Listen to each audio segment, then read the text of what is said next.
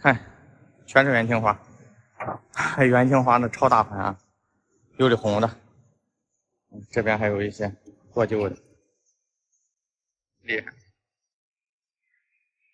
漂亮。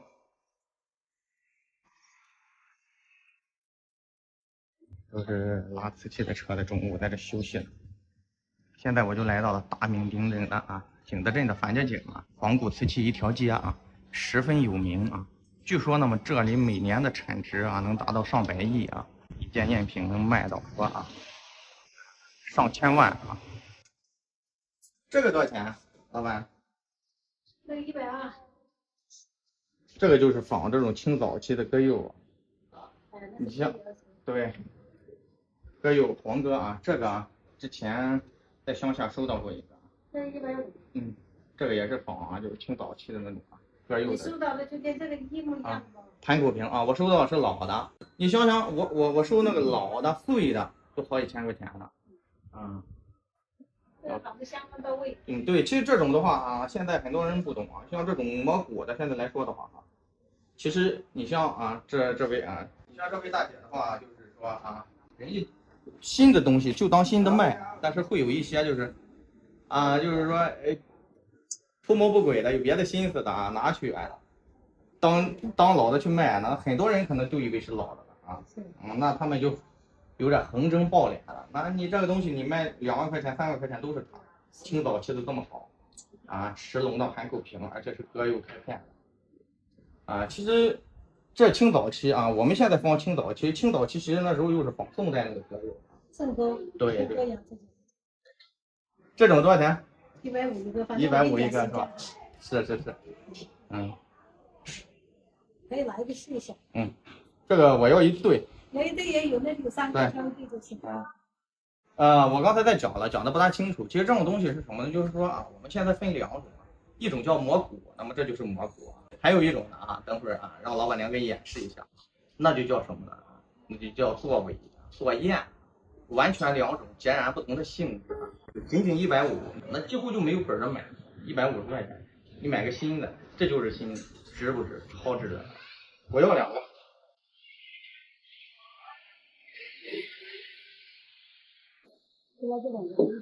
行。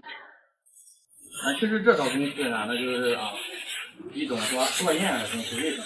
让这个底显得更自然，因为新的东西它没有磨粉这样的话就感觉好像是放到地上有好久了。给我的学生看的。学生呢？对，问心无愧，又不是说当老的去卖。拿这个底打这么几下多卖2万块钱。本来卖150一个摩擦这几下接着卖2万。好的很。这个底好嘞，好漂亮。好嘞。可以包上。好。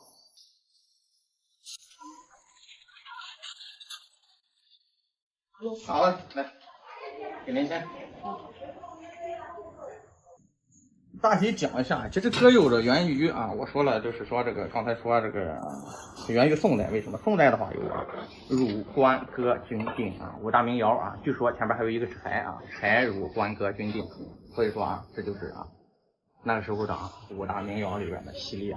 但是呢，其实是我们现在磨骨的什么呢？磨骨的雍正，这又是跟宋代一脉相承。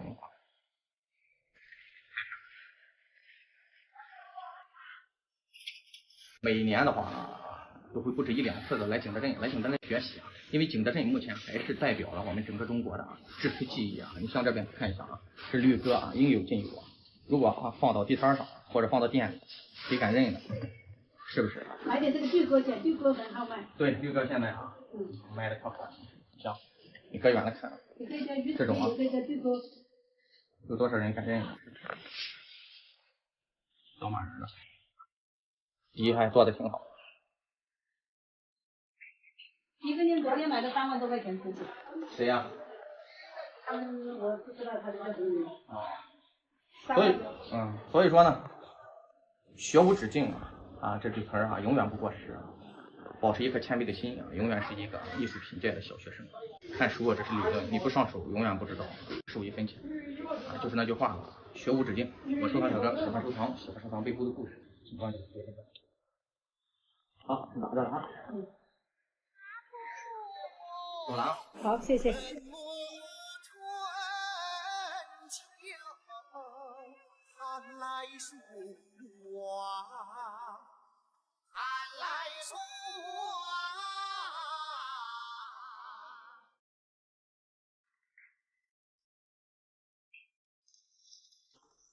哎，有的时候实在是也是没有办法。有句话叫什么？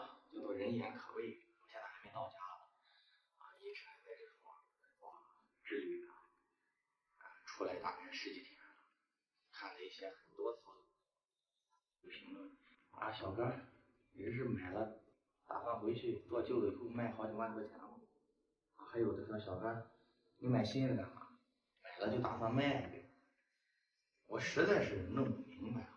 如果说我这个我真是买了去卖的话，就是说把新货当老货去卖的话，那就不会出上一期视频了。有兴趣的朋友可以看一下啊。那上一期视频的存在就是个 bug 怎么会把这种做旧的过程去宣扬出去让外行都知道那东西是怎么卖的？大家说是不是？其实无非我做这期视频的目的就是想让大家了解学这个鉴赏怎么学鉴赏。你没见过老的，没见过新的，没有对比，那你怎么去学习？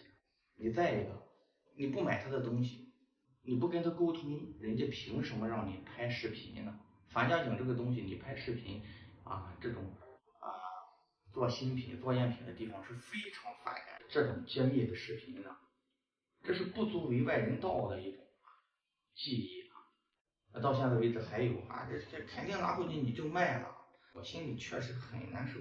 其实我这个想带回去，向我学习的一些朋友去展示一下，或者我做一期视频，看来真是没法做到了。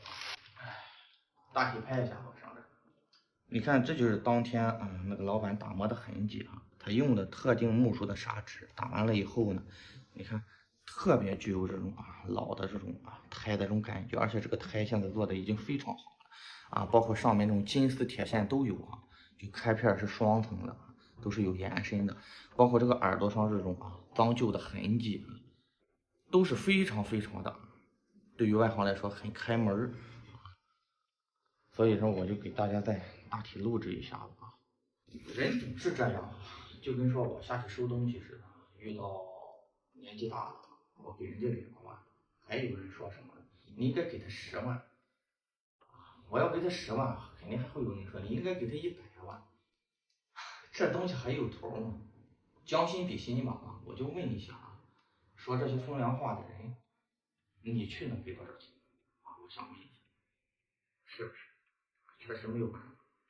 那有些人肯定还问呢，我说到这还是不行，那你怎么就敢保证这堆东西你不去卖后期这种视频我可能也不会再做了，你怎么做你买了新的本身就是想给大家看一下，引以为戒，就是说在收藏的路上少走弯路，但是却招来了这种流言蜚语，对于我来说也是不知道该怎么去表达就这是我自己掏钱买的，然后给大家展示的，跟老板沟通了，你才能去去拍一个视频，人家才让你拍。也许这样的话，才有一些所谓的公知才会说这不会的，是不是？有些时候真的是无奈之举像这么好的一对瓶子总之是你不管怎么做都会有说错的，说你不对的，还是那句话。问心无愧就实在是没有别的办法，只能这样